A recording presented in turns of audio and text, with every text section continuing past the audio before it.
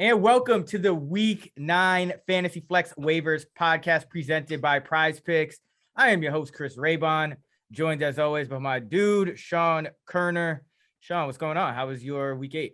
Up. It was pretty good. A mixed bag when it comes to betting. I think I broke even, but man, on Prize Picks, I absolutely crushed. I went 5-0 on our Friday pod. Got a nice little power play on that.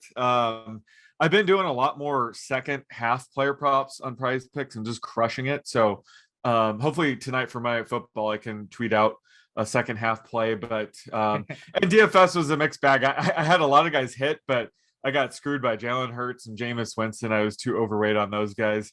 But overall, a good week. How about you? Yeah, I had a really good week. Nice. Good rebound week after. I think I went like 0-3 0 for on spreads in total. So this week I went undefeated on spreads. I lost my total, but had a bunch of the top DFS plays on the slate pretty much at every position. Hurts not going off didn't kill me because my overall cash lineup was pretty straight. Nice. But yeah, it was a pretty good week. But some crazy news as we record this. So we'll get into the waivers and the news in a second. But of course, we always start with the Monday night showdown slate for DFS. We have the Giants at the Chiefs. As we record this, it looks like Kadarius Toney has to go through one more hurdle, but looks like he's going to play. And then Sterling Shepard looks like he's going to play as well. So Daniel Jones should have some weapons at his disposal against this Chiefs defense that has really struggled. Sean, who are you thinking for the captain spot in this matchup? Yeah, there's a lot of good options in this game, but I'm going to be pretty chalky here and say Tyreek Hill. I just think with the Chiefs, 3-4 coming off an embarrassing loss, they're not going to mess around here. And I could see Tyreek or Kelsey having a huge game. And I'm going with Tyreek. I just think he has the higher ceiling. And yeah, he'll be my captain here, which means I'll have to be pretty sneaky with the rest of the lineup, but I'm going Tyreek as my captain. I like Daniel Jones. I think Jones, with his weapons back, is going to kind of be forced to have a good game. Kind of like for the reasons you say, the Chiefs should rebound here. A lot of their issues on offense have been correctable. I mean, they're turning the ball over 24% of the time. I think Mahomes is going to be a little more willing to dink and dunk in this game. So I think the receptions, if you're playing in full PPR, for a lot of the receivers will go up. But that we know that's correlated. Like if Patrick Mahomes and the Chiefs are playing better on offense and not turning the ball over at a historic pace, that's only going to make Daniel Jones and the Giants offense have to keep up on the other side. So I like Jones with his weapons back, because especially in a captain spot, because you don't necessarily need to stack him as much as some other quarterbacks, because he can always get that rushing production as well. So I like Jones for the Giants. What about cheat codes? Who do you like a little cheaper to fill out the lineup? So a few I like. I mean, obviously Kadarius Toney. He just has so much upside. I think this injury might limit his rostership percentage. I mean, I expect him to be pretty chalky, but still, like, the fact that he's injured should lower his rostership. We've seen him put up monster numbers in limited playing time, so I'm not going to hold back here. I guess they designed some wildcat plays for him, but he got hurt, so we might see a Kadarius Toney passing touchdown like a Shepard or Slayton. So that could be fun for a showdown slate. And as always, Mecole Hardman is always a cheat code. He's a good leverage play against Tyreek Hill or Travis Kelce. Like you said, a player like him, he's had a bit of a lower ADOT this year, so I could see him getting, 5 to 6 catches here easily. And he's always a threat to score from anywhere on the field. So I love Hardman.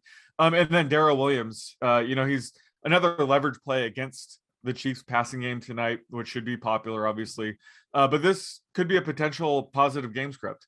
And we saw him go off in week 6, when they won 31-13. So that was a positive game script. And last week he struggled when they got blown out by the Titans. So if you expect the Chiefs to win by 10 plus tonight, Darrell Williams certainly makes sense. And again, he's the leverage play against some of these pass catchers. Yeah, I really like Hardman. I'll actually talk about him in our Prize Picks Elite Entry segment. But he is a player. You mentioned his ADOT. It's around 7.5 yards beyond the line of scrimmage this year. And all week, the talk has been Patrick Mahomes. I have to be better. I have to be willing to check it down more. Hardman's going to benefit from that, as well as, Hill and Kelsey. And maybe he'll even lose some of his big play upside like that. He could still catch 10 balls, but you're going to see, I think, just a lot of completions for Mahomes because he's still a very accurate passer. So I like Hardman a lot. Elijah Penny is somebody just in that, like, pretty much min price range to pay attention to. This is a pretty big spread game. Even though I think it's probably too high, it could get out of hand one way or the other. I mean, the Chiefs have laid some eggs. The Giants have laid some eggs. So Penny has 12 carries, 2 targets, and a touchdown over his past 2 games. And is he used to be more of a fullback, but they have another fullback on the roster, Joe Apspia. So Penny's that backup tailback now. So that's always somebody to keep in mind. If Booker, running backs get hurt more than any other position. So if Booker were to go down and you have Penny, that could be a major win against this Chiefs run defense. And one more I'll mention is the Giants defense, special teams, because I mean, the Giants held the Panthers to 3 points last week. The Chiefs scored 3 points last week. Like we all think the Chiefs are going to bounce back and they have this, they're favored by double digits, but I mean, you can't overlook the fact that the Chiefs have just been a high variance offense. They've turned the ball over so much that usually regresses, but will it regress all the way to the mean, or will they still be one of the more turnover prone offenses? It's hard to say at this point.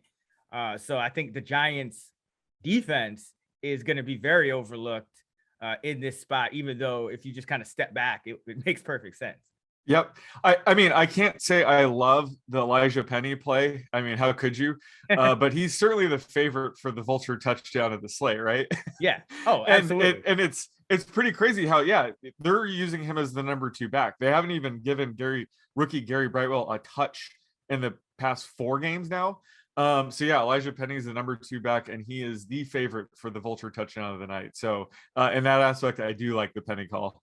It's been a vulturous couple of weeks too. I mean, we had the Johnny Stanton touchdown, I think a couple Thursdays ago. We had Jimmy Garoppolo getting Trey Lance goal line usage. If you saw that Saints game, Alex Arma got in the end zone. Your boy. My boy. And I had the Saints as my money line dog pick of the week on the Action Network NFL podcast. So yeah, I mean, those guys you can't waste money on in a main slate or something, but certainly for these showdown slates, this is when you should be taking guys like that. So that's why Elijah Penny is a good call tonight. Yeah, and if it's not Elijah Penny, don't forget Michael Burton may be back for the Chiefs. Oh, God. So, hey, you never know, man. Like, you got to mention these guys for people playing on these slates, because all it takes is hitting that one min price guy, because like the other 5 are going to be pretty self-explanatory, especially if you're making multiple lineups. It's like, okay, some combination of like Hill and Kelsey and Tony and Shepard and Jones or Mahomes. You know what I mean? It's like, that's very straightforward. It's just like, which one of these other guys? Yeah, Michael Burton has a chance. Was it Anthony Sherman? Who did Andy Reid call sausage with fingers? Was it Sherman? I think it was a long time. Yeah, so the Chiefs fullback is always a threat for at least one vulture touchdown a season. Absolutely. All right, so that's going to do it for our deep dive into fullbacks for the Monday Night Football DFS slate. Let's get on to waivers, because it's a big week, and we did not plan this, but we both have our Titans. Well, I have an Oilers hat on. You have the Titans hat on, but it's in honor of our boy Derrick Henry, who up until this point just never goes down. So he's out for 6 to 10 weeks with a foot injury. I mean, who knows? It could be the season, especially if the Titans, run into some trouble and don't end up making the postseason. That's hard to believe now after they beat the Colts, but you never know. So Sean, we'll start with the running back, and the big news is that Adrian Peterson has signed with the Titans and is expected to be called up here. I think this is like, you have to just buy AP, right? Like this could be a 15 to 20 every week carry role for AP right off the bat. And that's probably why he was holding out until something like this happened, because as we saw last year, like Adrian Peterson can still play. Like, he might not give you a crazy efficiency, but he's still going to average, like 4 yards a carry or in the high 3s, and he'll carry the ball like 15, 20 times a game. So what do you think of AP here? Yeah, I mean, it's hard to get too excited over AP. I think a more exciting thing would have been, the Titans trading to get Melvin Gordon, or even like a Marlon Mack type. But they added Adrian Peterson, and whether you like him or not, like you said, he should get 15 to 20 touches a game. Granted, they don't add somebody in the next couple hours after we're done recording, but that's enough to get our RB2 type value. Certainly, I think Jeremy McNichols will still be the pass catching back. So he's an added in PPR leagues, of course. But yeah, I've already been able to add AP for free in like Scott Fishbowl. I was able to drop Le'Veon Bell, who's on a bye this week, and I can't imagine ever playing him. So I was able to drop him and add AP for free. But yeah, tomorrow night, if the Titans haven't really traded or added anybody else, this is the time to use your number one waiver ad and every remaining fab dollar you have, because we're so late in the season, we're not going to really have anything like this pop up. Where there's so many touches that are being handed over to AP. I don't know how he doesn't hit. I don't think he might not be a league winner, but certainly, high floor RB2 play this late in the season, definitely worth number one waiver ad this week. Yeah, like I don't know about every last dollar, but I'd be willing to spend at least 50%. Like just because we don't know. How much do you have left in the season? I hardly ever use fab. Yeah, I almost never use my fab. So I usually have all of it. if you're only using half of it, what would you be what situation would you be waiting for at this point?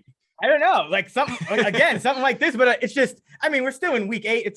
We have an extra game. Like, I just want some flexibility closer to the postseason. I feel like, because, there's still like, that's when you can kind of look at the last few games and kind of say, okay, I might want this defense here. And, they're just different things you kind of want to do with your roster later in the year. To sometimes, like, I'm not doing earlier, so I might need that flexibility. So I almost never spend it. Because even up to now, who are the guys really worth spending on that were also expensive, like that have really hit? Chuba Hubbard, I guess you could say. Yeah, Elijah Mitchell turned out. But even he wasn't like people weren't spending like every dollar on him either. It's like there hasn't been that guy yet.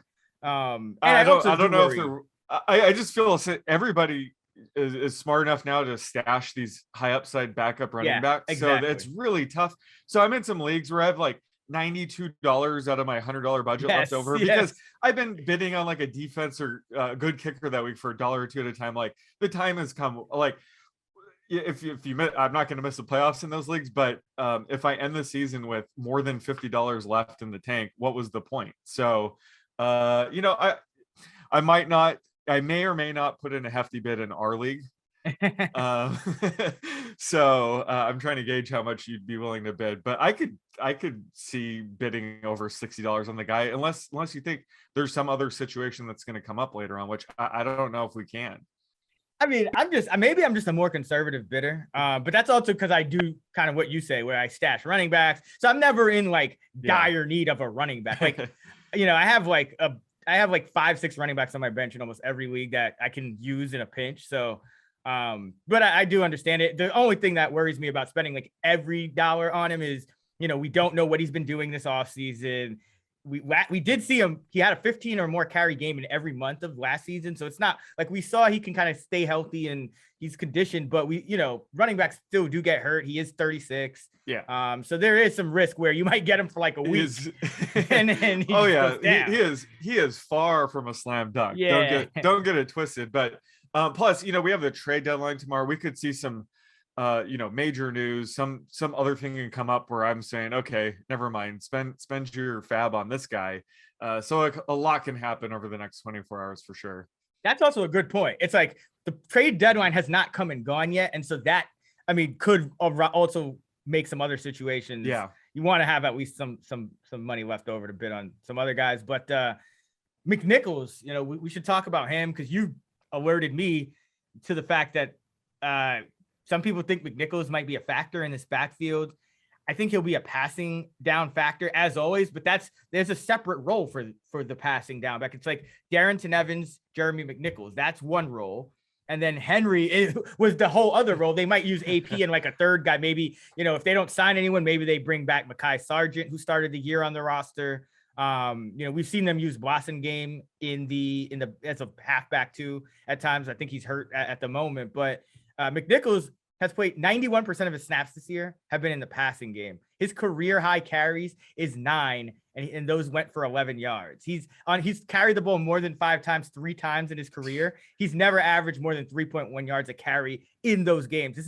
And he's a back that his yard per carry drops a full yard from shotgun to under center. So this is not the kind of back that they are going to use in any capacity like Derrick Henry. Like maybe he gets a couple more snaps here and there, that he wouldn't have gotten before, a couple more carries, but he probably won't even be anywhere close to double digits in carries, even if they don't sign anyone else. So that's kind of my thoughts on McNichols. Yeah, what do you think? I agree with that. Who would you compare him to? Like Nyheim Hines, probably. Like Chris Evans.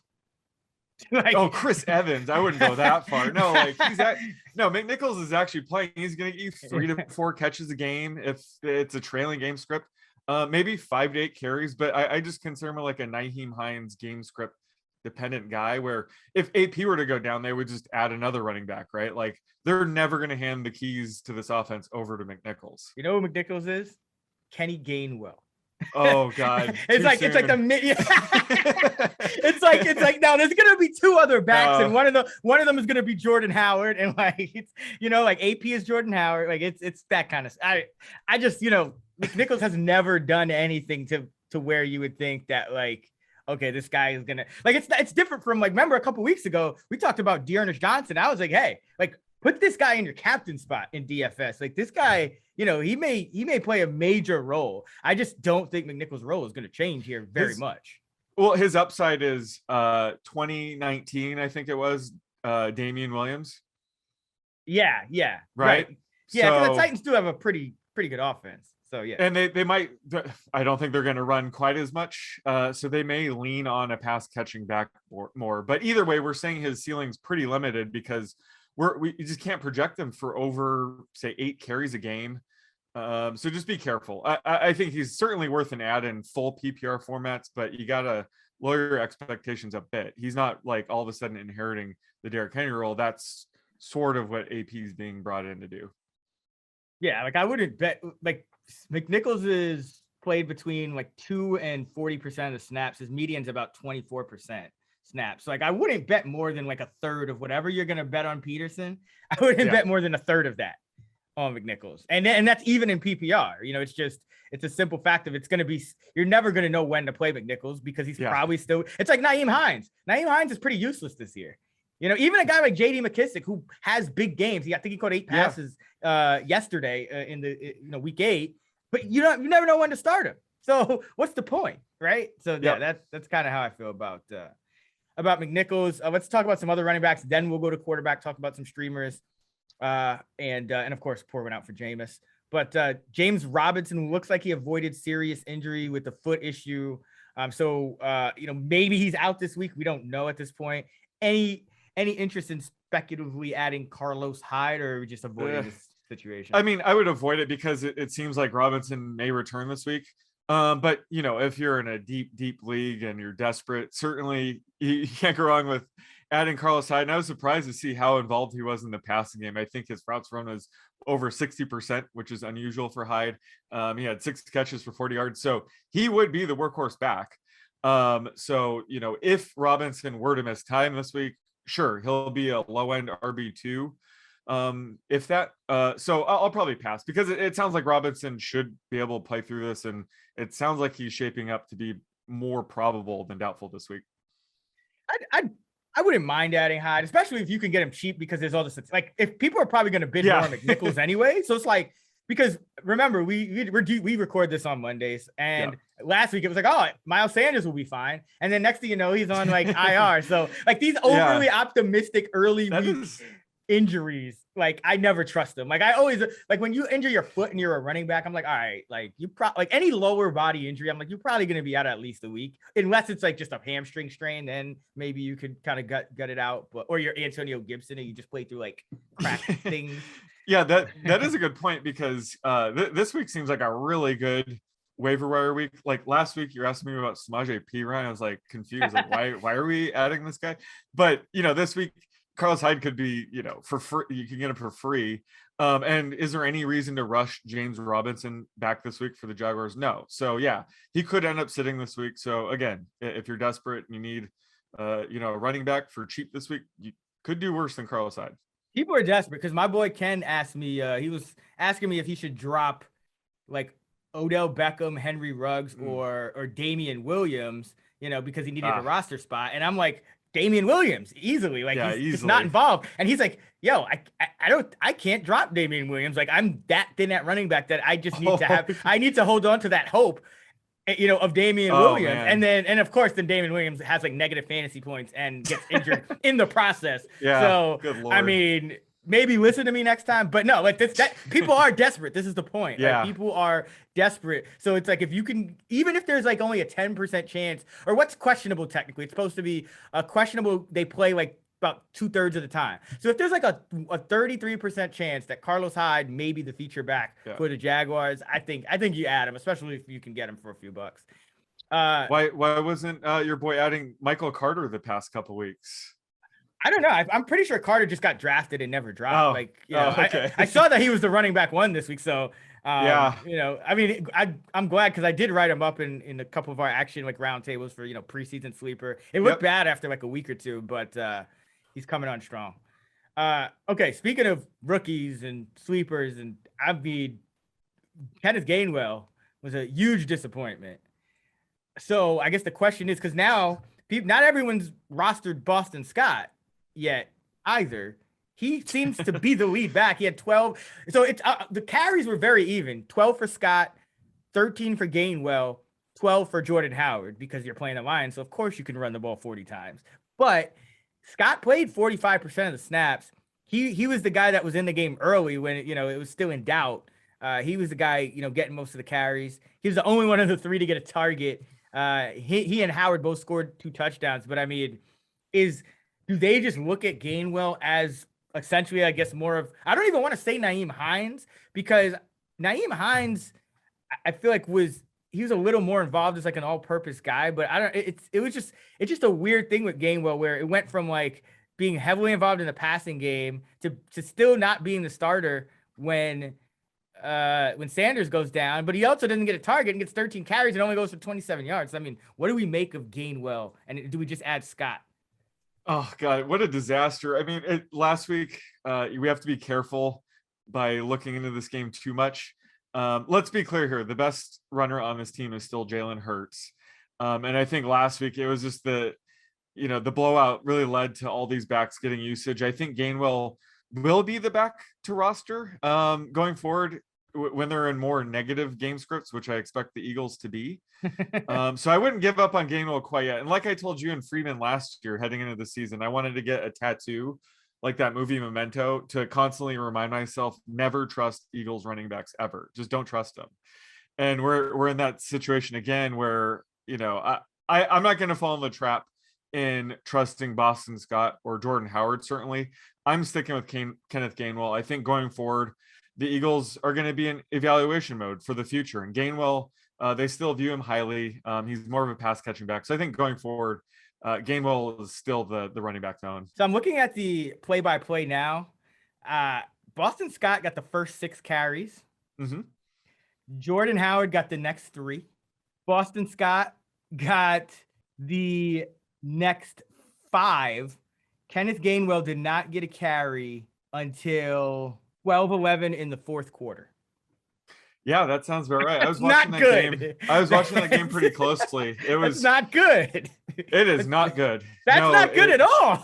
It's not good at all. I didn't realize it was that bad. I didn't realize. Oh man, it's hard to trust any of these backs. And I will say, Boston Scott was one of my favorite backup running back stashes last year. So it'd be really rich if I turn on him now and then he just tears it up the rest of the way. I would just say, let's wait and see when they see a normal game script for them, which is going to be a trailing one. I think that's when Gainwell will step up. But yeah, no, there is nothing good to take away from that game for Kenny Gainwell. So that's why I think it's a buy low opportunity on him. Yeah, I mean, all right. Better question. Gainwell's probably already rostered because he was getting some hype, but Scott also led he was kind of that same backup when Sanders went down in that game. Is he because I think a lot of people are going to be, again, stuck on McNichols. Would you add Scott over McNichols? Oh yeah, I would definitely add Scott Yeah, over McNichols right. because he Okay. could actually be an RB2 the next couple of games. And how long do we expect Miles Sanders to be out? Is He's it on IR, so at least 3 games. Yeah, so I mean 2 more games, but I Yeah. just don't know if it's expected to be longer. Like we said last week, we thought he might play. So I'm guessing he'll be out for say 2 more games. So if you really need help for the next 2 weeks, definitely add Scott. Whereas McNichols might have rest of season value, whatever that may be. But yeah, certainly I'm on board for Scott as a short-term ad. Wait and see. But he might require a pretty big bid because he did look good. He scored 2 touchdowns. So I just think he might be a little bit too pricey. When next week it could be a hot hand approach and it goes to Gainwell or Howard. It's really tough to take away too much from this game, is all I'm trying to say. What about Mark Ingram? Would you add? He's 37% rostered. He had 8 touches, 52 yards, but they're gonna have to rely on him with Winston going down. And remember, Kamara wasn't always a guy that would get like 89, like 20 carries a game, I should say. 80-90% of the backfield carries. That was more of Tony Jones went down. Latavius was released because he didn't want to take a pay cut. So Mark Ingram now is back in that Latavius Murray role. He has to be rostered everywhere. I think he's my number 2 priority behind AP. What do you think? Yeah, I would agree with that. And my boy has always been Latavius Murray the past few years, backing up on Kamara because he took over the Mark Ingram role. So now that Ingram has that back, with Jameis out, it's going to be interesting to see how they handle this. Like, is Taysom Hill going to be the permanent quarterback? Will they be run heavy? Either way, Ingram is a Alvin Kamara injury away from RB2 value. So certainly Ingram would be my number 2 ad as well. All right, let's go quick through quarterbacks. I'll just give you some names of potential streamers. Obviously we have the Jameis injury, so if Taysom Hill is going to start, but he might not. It might be Simeon. Are you interested in any of those guys? We have Mike White going against the Colts on Thursday night, coming off a 405-yard game. Tua Tagovailoa gets Houston this week. They're bottom 5 against quarterbacks. We could have Tyrod against Miami if he's healthy, and then Justin Fields, who's a top 3 quarterback this week. He's only rostered 22% of leagues, but he's facing Pittsburgh.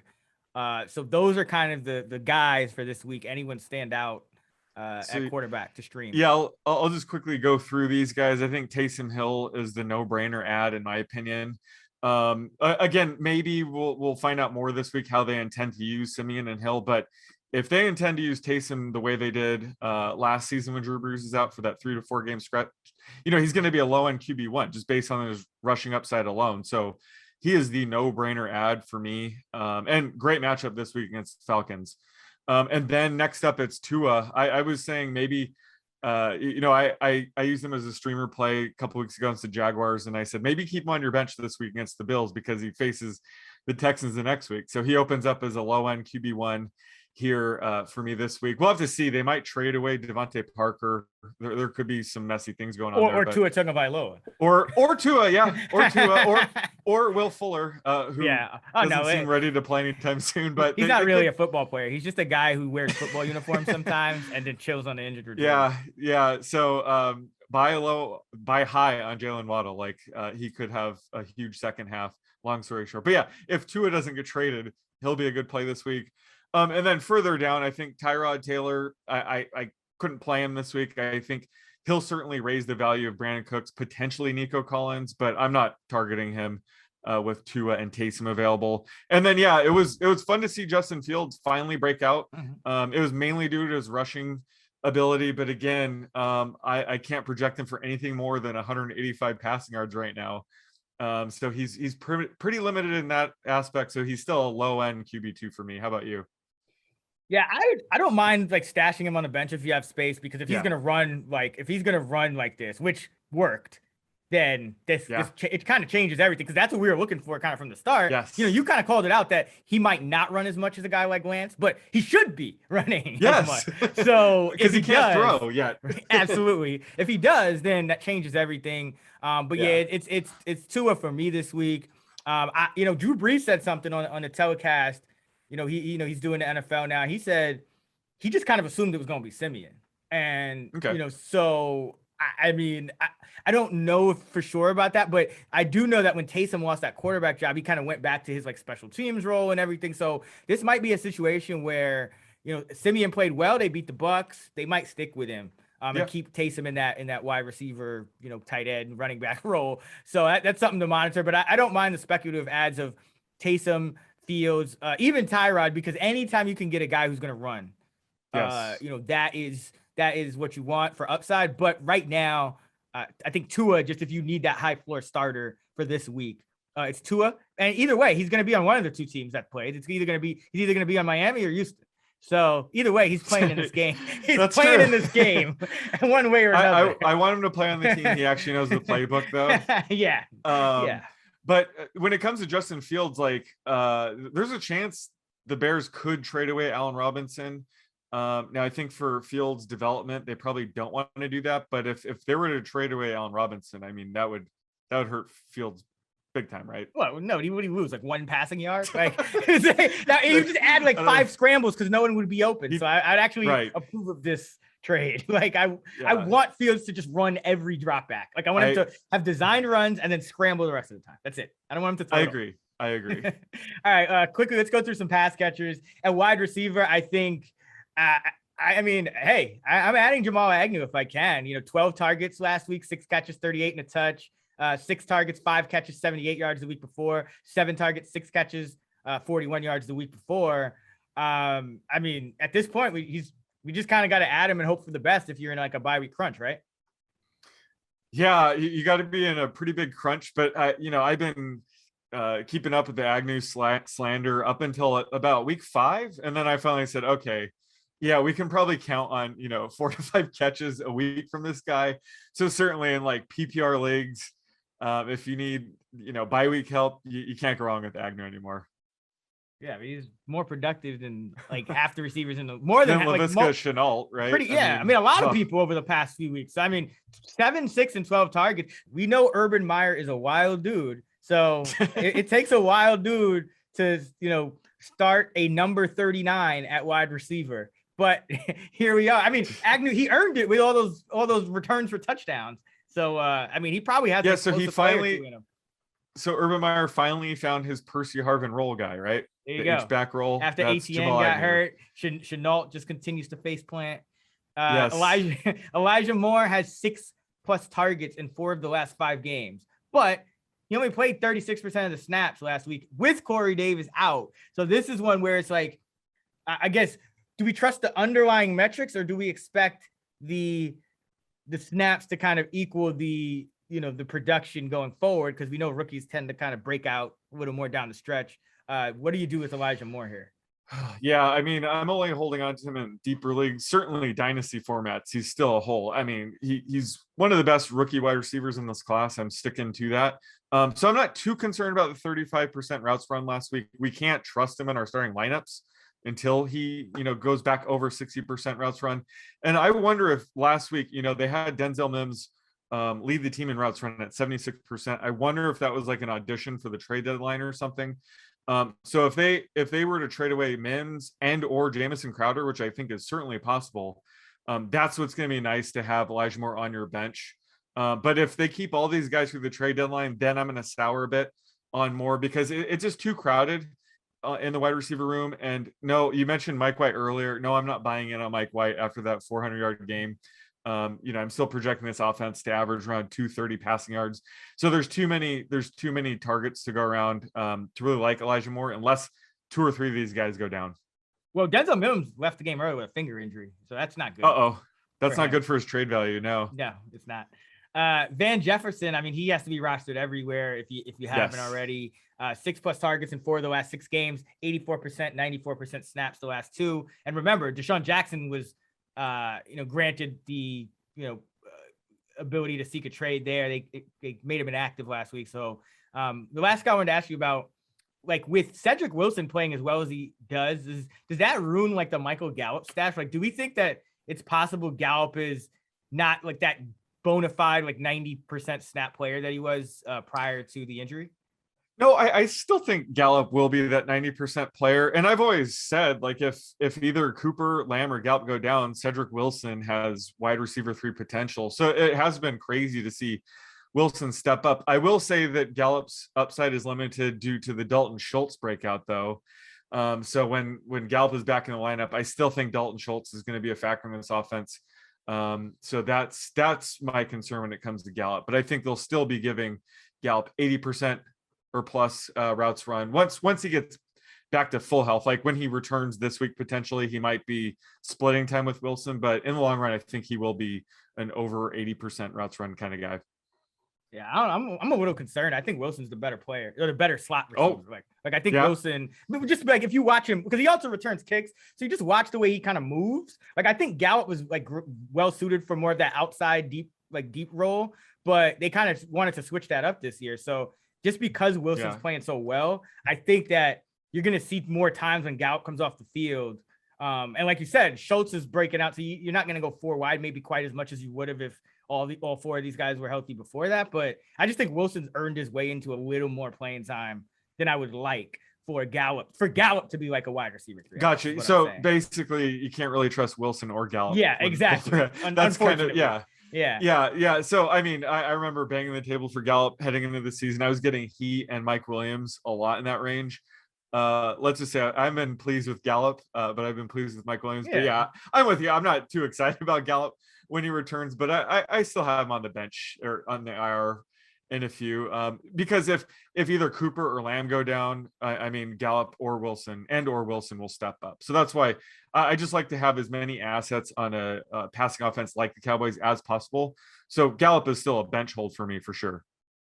All right, and at the tight end, Dan Arnold, he needs to be rostered 4%, 7.7 targets, 4.5 catches, 47 yards with the Jaguars in 3 games. So he definitely needs to be rostered. We don't even need to spend time on him. I just wanted to ask you quickly about Freiermuth, because Ebron was out, so Freiermuth saw an increase in production, but it started to be trending up even before that, because Ebron was completely ineffective. I mean, maybe he's traded, maybe he just realized he should retire, like Vance McDonald. I don't know. I mean, should we roster Freiermuth as kind of a speculative second half of the season guy, even if Ebron is going to come back?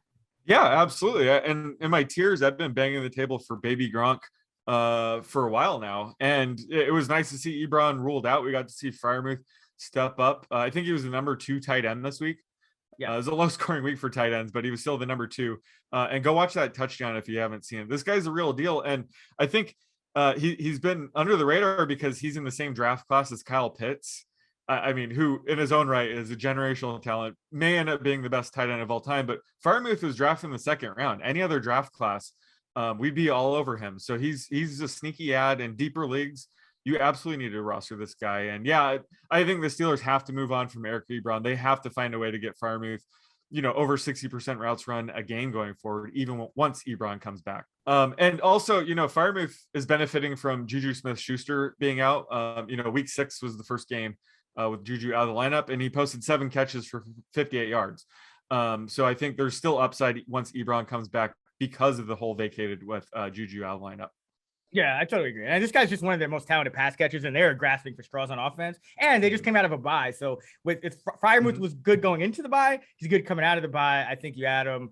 And then Foster Moreau, I think he'll still be like a low-end tight end one if Waller misses again. We don't really know his status at this point, but he was kind of a late scratch a couple of weeks ago. So they're coming off the bye now. But that's going to wrap it up for our Week 9 Fantasy Flex Waivers podcast presented by Prize Picks. You can find Sean on Twitter at @_Oddsmaker. You can find me on Twitter at Chris Raybon. You can find us at those same handles in the free award-winning Action Network app, where you can follow all of our bets and track yours for free. Also, be sure to check out fantasylabs.com for our DFS models, tools, and content, and actionnetwork.com for our fantasy football projections and rankings. Until next time, let's get this money.